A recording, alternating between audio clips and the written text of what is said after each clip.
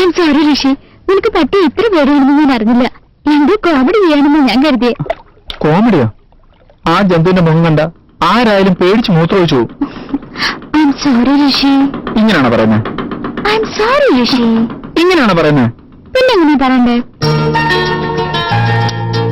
ഇങ്ങനെ പറയണേ? അതൊന്നും ശരിയാവില്ല. അതെന്താ?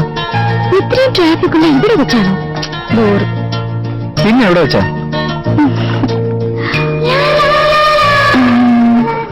സമുദ്രത്തിനടുത്ത് പെണ്ണിലാവ് ഒരുമിച്ചിരിക്കുമ്പോൾ, തിര വന്ന് കാലിൽ തൊടുമ്പോൾ, പൂർണ്ണചന്ദ്രൻ ചിരിക്കുമ്പോൾ, തെന്നിൽ തലോടുമ്പോൾ, അവിടെ വെച്ച് അങ്ങനെയൊരു സ്ഥലത്താണെങ്കിൽ അറിയാതെ ഞാൻ അഞ്ജലി, സമുദ്രം നിന്റെ കാൽക്കീഴിൽ കൊണ്ടുവരാനൊക്കെ പറഞ്ഞാൽ അത് കുറെ ബുദ്ധിമുട്ടുള്ള പണിയാ. അത് കുറച്ച് പാടാ. Come, let's go.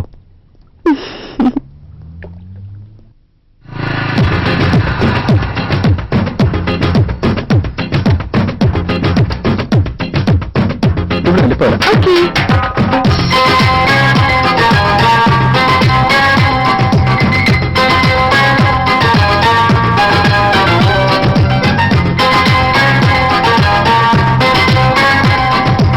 അഞ്ജലി പോ.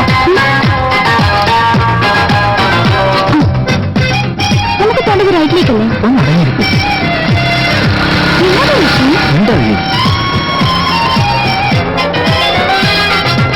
എയർപോർട്ടിലേക്ക് എന്തിനാ വന്ന്? ട്രെയിനിൽ കയറാൻ. അയ്യോ, എങ്ങോട്ട് പോണു ഋഷി? ഇത്ര ടെൻഷൻ എന്തിനാ? സെയിം ക്വസ്റ്റ്യൻ പരീക്ഷയ്ക്ക് ഒരു പ്രാവശ്യം ചോദിക്കൂ. ബോംബെ ഫ്ലൈറ്റ് എത്ര മണിക്കാ? 6:45. Return flight 9:45. ഓക്കെ, പോകാൻ 2 വരാനുണ്ട്. മൊത്തം 4 ടിക്കറ്റ്സ്. എന്തിനാ എത്ര പേടി? 11 മണിക്ക് മുന്നേ വീട്ടിലെത്തിക്കും. Okay, your name please. Rishi and Anjali.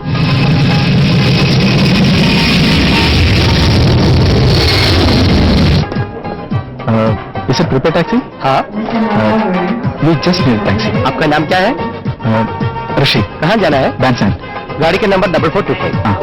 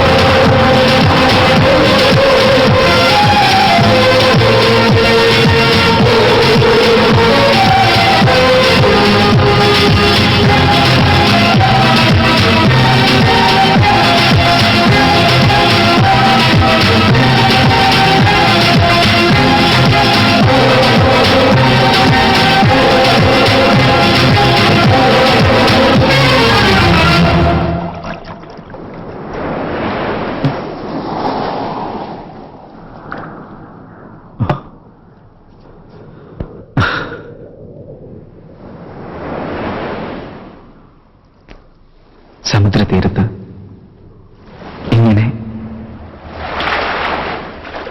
തിരമാലകൾ വന്ന് നമ്മുടെ രണ്ടുപേരുടെയും പാദങ്ങൾ കഴുകുമ്പോൾ, മുകളിൽ പൂർണ്ണചന്ദ്രൻ നമ്മളെ നോക്കി ചിരിക്കുമ്പോൾ, ഇളം തെന്നൽ നമ്മളെ തലോടുമ്പോൾ,